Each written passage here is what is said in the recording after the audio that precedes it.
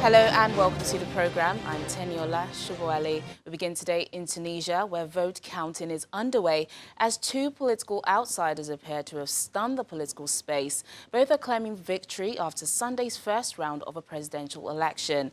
With formal results yet to be announced, law professor Kais Said and detained media magnate Nabil Karoui cite exit polls to say they had advanced to a deciding runoff that will be held next month. If confirmed by official results later today or on Tuesday, it would represent a strong rejection of successive governments that have struggled to improve living standards or end corruption. Tunisia's prime minister, two former prime ministers, the defense minister and a former president were among the political heavyweights competing, as was the candidate of the moderate Islamist Ennahda party. Nigerians will vote for a new president on December 12 to replace longtime leader Abdulaziz Bouteflika. 82-year-old Bouteflika, who resigned in April after 20 years in office, had already dropped plans to seek a fifth term, but demonstrations continued against him and those in his circle. The election announcement was made by Abdelkader Ben Salah, the interim leader, who has been unable to quell continuing protest by those demanding the creation of fresh institutions before any elections. They say any vote under the current system would reinforce the status quo. Now all set for the next batch of Nigerians returning home from South Africa. The Air Peace flight is expected to land at the Ora Tambo on Tuesday morning for the evacuation. This follows last Thursday's return of nearly 200 people who opted to leave after the xenophobic attacks in the country. Hundreds of people, including South Africans, marched against xenophobia at the weekend, and President Cyril Ramaphosa's special envoys are already in several countries, including Nigeria, to reassure countries that the country remains committed to peace on the continent and the rule of law. Our South Africa Bureau Chief, Betty Dibia, reports.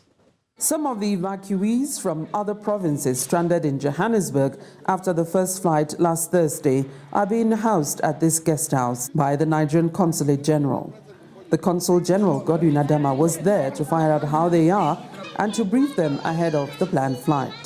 The lessons we learned, especially for those who had minor issues of documentation, we are trying to perfect that, and this morning we'll continue to see each of them to enable us know what will be a challenge of anyone and sort it out today, to enable them fly out very well tomorrow. At the same time, we are going to meet with the host authorities, immigration, protocol and police security at the airport today, to ensure that we agree on certain measures in terms of their processing tomorrow.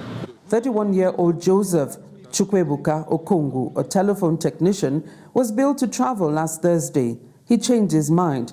Now he's back again, ready to go, but still with reservations. I'm still thinking, going back to Nigeria, what am I gonna go there and do? That's why I could have go. But I was thinking, when I go there, I don't want to bother people. Then I have to be on my own focus, you understand? So that's why I couldn't go. Peace Okafor is 13. Her mother, a South African, died 4 years ago.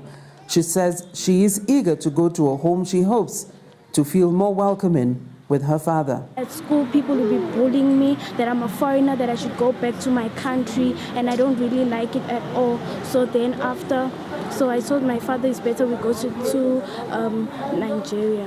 Why I said I'm a bit scared, just because I don't know the job that is waiting for, because I can't just be idle in Nigeria like that, because it will be somehow, most of my mates are working in the bank. I studied agriculture, so that's the only thing that I tell you, if I remember it, I will be scared, but I'm very fine. I'm going home. No place like home, like they used to say. Like Lois, it's a hopeful step for many to return home, hopeful that life would be more certain than what most here have known in the recent past. Some of those staying behind and doing business are not planning to leave. Since I've been here for years, I haven't had any problem with anyone, and this place I'm staying is quiet. It's like out of South Africa. You won't even notice there's xenophobia in South Africa, you know. Only when you go to the downtown, you know that there's xenophobia. So, but people think that all over South Africa, people are being killed or being destroyed. No, it's some few places. 320 names are once again on the flight list. There are a few reserved names.